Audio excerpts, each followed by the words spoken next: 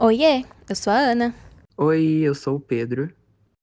Oi, eu sou o Samuel. Oi, eu sou a Agatha. E esse é o podcast A Maverick em Voz. A personalidade que a gente vai falar sobre hoje é a intelectual Lélia Gonzalez. Então, para introduzir, quem foi Lélia Gonzalez? Primeiramente, a Lélia nasceu em Minas Gerais no dia 1º de fevereiro de 1935. E quando ela tinha mais ou menos 8 anos de idade, ela deixou Minas Gerais e veio para o Rio com a família, onde ela viveu durante o resto da vida dela. E assim como uma parcela considerável das mulheres negras no Brasil, ela já foi empregada doméstica e babá ainda quando criança. E mesmo com essas dificuldades, ela concluiu o ensino médio no CP2, no Colégio Pedro II. E além disso, porque o currículo dela é realmente muito bom, ela se tornou bacharel em filosofia na UERJ e atuou como professora universitária na Faculdade de Filosofia, Ciências e Letras da Unigama. E ela também foi autora de 2 livros, Lugar de Negro, publicado em 1982, e Festas Populares no Brasil, lançado em 1987. Agora, sobre os movimentos, a Lélia teve uma participação muito significativa em um dos momentos mais marcantes da população negra no nosso país. Ao lado de outros militantes, ela fundou o Movimento Negro Unificado, o MNU, que no seu manifesto denunciava a falácia do mito da democracia racial e reivindicava o fim da violência e da discriminação sofrida pelos negros no nosso dia a dia, além de também exigir políticas públicas em benefício da comunidade afro-brasileira. E, além do movimento negro, ela também teve uma grande participação no movimento feminista, onde ela foi pioneira ao questionar o caráter classista e racista do movimento feminista hegemônico, no qual as ações negligenciavam as demandas e especificidades das mulheres negras no Brasil. O papel da Lélia de 1935 até 94 como intelectual e ativista começou a se delinear durante a ditadura militar, um período no qual grande parte de seu trabalho teórico foi produzido e sua militância se fortaleceu. Enquanto professora universitária e antropóloga, ela emergiu como uma crítica incisiva, denunciando a interconexão do racismo, do sexismo e do capitalismo como mecanismos que perpetuam as desigualdades no Brasil. A atuação dela foi fundamental para a fundação de movimentos essenciais para a luta negra, como o Movimento Negro Unificado, além de promover a conscientização e a formação ao ministrar o primeiro curso sobre cultura negra do país em 1976. Seu trabalho teórico durante a ditadura não só estabeleceu as bases do feminismo negro brasileiro, como também introduziu conceitos inovadores, como o da amefricanidade, propondo uma nova chave de leitura para a história e a cultura do continente, com foco nas matrizes africanas e indígenas. Ao lutar contra a subalternização das mulheres negras, Lélia consolidou-se como uma das principais intérpretes do Brasil, influenciando o debate público através de ensaios e artigos para a grande imprensa e mídia alternativa. Na transição para a nova república, pós-1985, o papel de Lélia Gonzalez expandiu-se e consolidou-se internacionalmente, tornando-a uma referência em universidades e nas Nações Unidas. A força do seu legado e sua militância impulsionaram a problemática racial e, principalmente, a valorização do papel da mulher negra na sociedade.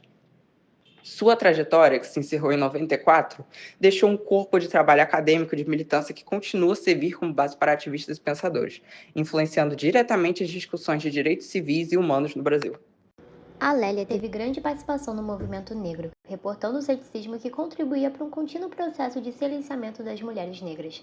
Nas palavras dela, os companheiros de movimento reproduzem as práticas ceticistas do patriarcado dominante e tratam de excluí-los dos espaços de decisão, evidenciando então a exclusão das mulheres negras no movimento negro. E foi justamente por essa dificuldade de se expressar, de serem ouvidas, que fez com que militantes negras percebessem a necessidade de participar de maneira efetiva do movimento feminista. Mas mesmo nesses espaços, elas também encontraram muitos desafios, como a omissão do racismo e de suas consequências na vida das mulheres de cor. Nesse sentido e de acordo com ela, a cosmovisão eurocêntrica e o neocolonialismo das atividades brancas impediam debate que fizeram medidas efetivas para o enfrentamento da condição de exclusão que as mulheres afro-brasileiras viviam. Ela defendia a descolonização do feminismo e, consequentemente, a fundação de um feminismo afro-latino-americano, protagonizado por negras e indígenas, porque ela acreditava que as intelectuais e ativistas tendiam a reproduzir a postura do feminismo europeu e norte-americano. Outro fato interessante é que, além de tudo isso, ela também confrontou a linguagem acadêmica e a gramática normativa por entender que a maioria dos seus irmãos e irmãs de cor possuíam pouco ou nenhum acesso à educação formal. Interessava ela produzir textos de fácil entendimento que pudessem educar e conscientizar um número maior de pessoas. Dessa forma, nos seus textos, a gente encontra que ela nomeou de português, que nada mais é do que a marca da influência de línguas africanas no português falado no Brasil. A partir dessas breves explicações, a gente consegue conhecer um pouco do trabalho da Lélia Gonçalves e perceber como ela foi e ainda é uma figura muito importante para o ativismo afro-brasileiro e feminista também. Seguindo com a proposta para combatermos o racismo estrutural na sociedade, o que eu vejo que precisamos é de professores negros que conhecem e vivem a realidade do racismo na sociedade, ensinando a crianças e jovens em palestras que podem ser sustentadas por uma verba arrecadada por ONGs que se preocupam em acumular dinheiro através de doações para poder ajudar pessoas das periferias. Por exemplo, Pedro do Borel, um pastor, missionário e líder comunitário que dedicou sua vida para poder ajudar pessoas da periferia e da Zona Norte, enquanto ainda morava no Morro do Borel. E agora não mora mais lá, mas continua ajudando pessoas de forma que foram marginalizadas. Ele continua ajudando em aterros sanitários e continua dando a essas pessoas o conhecimento de que elas podem sim subir na vida, ser alguém que tem intelecto maior. E o ponto principal é que possam haver lugares de fala em comunidades, universidades, escolas, etc., que sejam, assim, locais de conscientização, conscientização do eu, conscientização do negro, conscientização de que cada jovem, cada criança tem seu direito na sociedade. E esses lugares de fala devem ser disponibilizados com o auxílio do governo municipal e governo estadual, porque, assim, acredito que o governo, como política, deve disponibilizar esses locais de fala. Bom, esse foi o episódio de hoje. A gente pôde conhecer um pouco mais da importância da Lélia Gonzalez para a história do movimento negro e feminista, passando por períodos desafiadores da história do Brasil.